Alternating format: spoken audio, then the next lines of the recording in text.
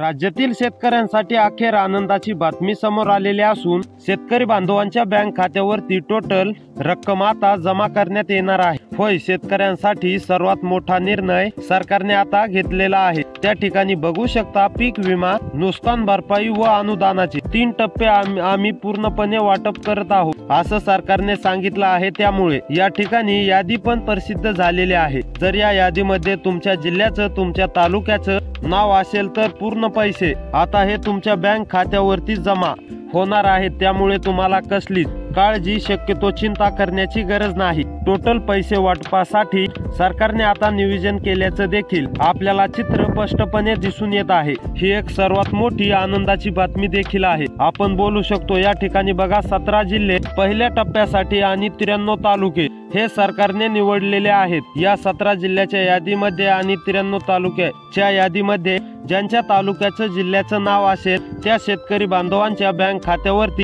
सर्वात आधी हे पूर्ण पैसे जमा होणार आहे। त्यामुळे कसलीच काळजी, शक्यतो चिंता शेतकऱ्यांना राहणार नाही, कारण की तसा मोठा दिलासा देणारा निर्णय राज्य सरकारच्या वतीने आलेला आहे। चला आता सर्व काही अपडेट पाहणार आहोत। त्यापूर्वी चॅनल वरती नवीन असाल तर आताच आपल्या चॅनलला सबस्क्राइब करून नोटिफिकेशन बेलला सेट वरती करा। तर चला पाहूयात। तर बघू शकता, अखेर आनंदाची बातमी आलेली आहे। या ठिकाणी स्पष्टपणे आपल्याला सरकारचा निर्णय झाल्याचं दिसत आहे। यामध्ये बघा, 1, 2 आणि 3 टप्पे असे आम्ही करणार आहोत, सरकारने सांगितलंय। व प्रति शेतकरी 17,500 रुपयांचा पीक विमा, 18,500 रुपये नुकसान भरपाई व अनुदानाचे 10,000 रुपये प्रति शेतकरी प्रमाणे आम्ही देणार आहोत। तसेच मुख्यमंत्री म्हणाले की आतापासून एक पण शेतकरी पैशापासून वंचित राहणार नाही। सर्व शेतकऱ्यांच्या बँक खात्यावरती हे टोटल पैसे जमा होणार आहेत। काही शेतकऱ्यांच्या बँक खात्यावरती 13,000 रुपयांचा पीक विमा येईल, तर काहींना 14,000 रुपयांचा येईल,